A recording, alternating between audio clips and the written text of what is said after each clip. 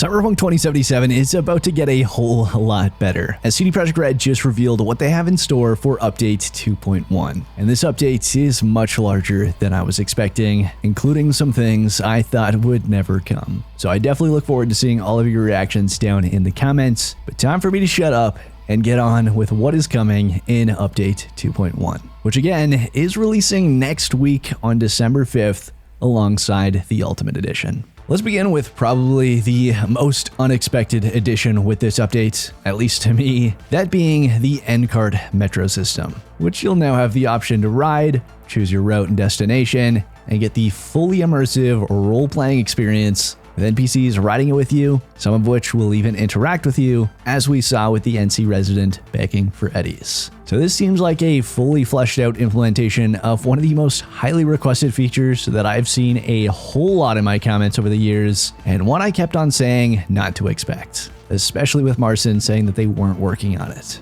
I was even saying in the video yesterday that you shouldn't expect it, as it just wasn't worth them adding. And one of you, as I've been working on this video, has already rubbed that in my face. But nonetheless, I am very happy that it's being added with this update, especially for all of you that have been dying for it. But of course, for those of you that haven't been dying for it, you can still use the metro system for quick, fast travel. And there is an option if you decide at any point during your ride that you want to skip it. The next big and highly requested feature, though, is a portable radio, which they're calling RadioPort in the game. And it will allow you to finally vibe to all your favorite radio stations at just about any point of gameplay, on foot, in the metro station, you name it. Allowing you to not only change radio stations, but also adjust the volume on the fly, and it will have continuity with the radio in your vehicle. So no more worries about hopping out of your ride in the middle of your favorite song. You can do so and continue on vibing. Of course, there will be some situations where you won't be able to play the radio, such as during cutscenes, dialogue, and special combat sequences where the gameplay audio should definitely take priority, which makes total sense to me. And I have to say, I am beyond excited for this edition, especially as someone who loves the radio stations in Fallout and wish there was one in Starfield. Another big one though, and one that you guys actually brought up in the comments of my last video, is how you really wanted to see the boss fights improved, especially for Atom Smasher, as I think we can all agree they were quite underwhelming in the game, but hopefully that's not going to be the case anymore, as they have introduced a number of improvements to the boss fights, most notably to the one with Atom Smasher, which is made to be a much more iconic boss fight, as Smasher will now better adapt to the tactics used by the player, will be much more relentless, and will use his Sandevistan, making him a much bigger threat, much like we saw in Cyberpunk Edgerunners. A funny note here, one of the motivators behind the improvements was the developers seeing clips of people defeating Atom Smasher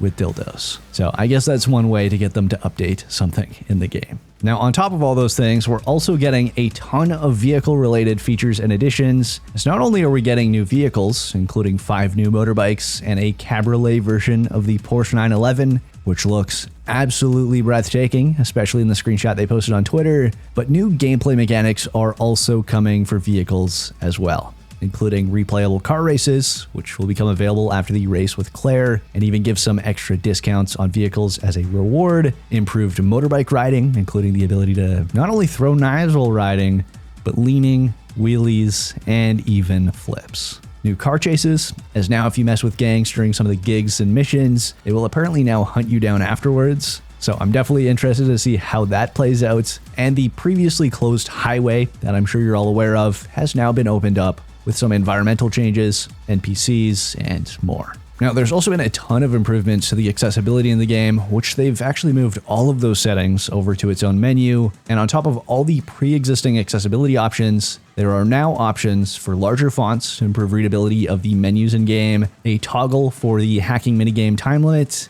an option for larger HUD elements, the ability to remove HUD visual effects, that being the chromatic aberration ghosting, a toggle to reduce decorative HUD elements as seen next to the stance and minimap, an option to remove the HUD lens distortion, an option to enable or disable the ability to cycle to armed cyberware when cycling through equipped weapons, and a toggle to disable the adaptive triggers on the DualSense controller and a slider to control its intensity. We'll talk more about the DualSense in a moment. So a good number of accessibility options coming with Update 2.1, many of which I will actually use myself to clean up the HUD elements, but obviously great for all those that actually need these sort of features to enjoy the experience as everyone else does. But this is the update that just keeps on giving, as that's not it for the big additions, as they ended off the stream with a big tease, noting that there will now be hangouts with romantic partners. Whereas before this update, you kind of just romanced them and could never really interact with them again on any meaningful level. So for everyone that loved the romantic partners in 2077 and wanted a bit more than a one-night stand, it looks like that's coming with this update. They also noted two other smaller changes and additions, that being the full DualSense support coming to PC, which you may have caught onto during the accessibility settings. So adaptive trigger support is coming, as well as some new haircuts, which they didn't give any deets on. We have no idea what they look like, so we'll have to wait and see.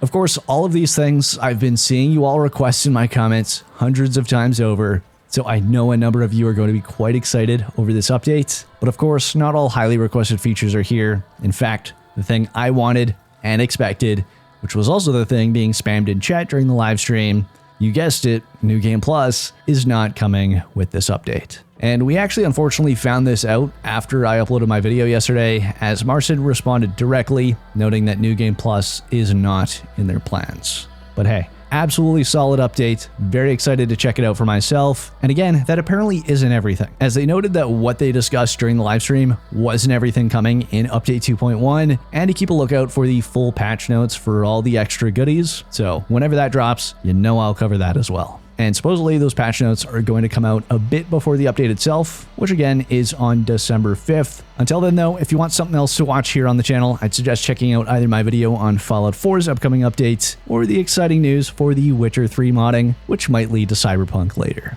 But that's it for this video. Thanks as always for watching, and until next time, this is Apoqsi, signing off.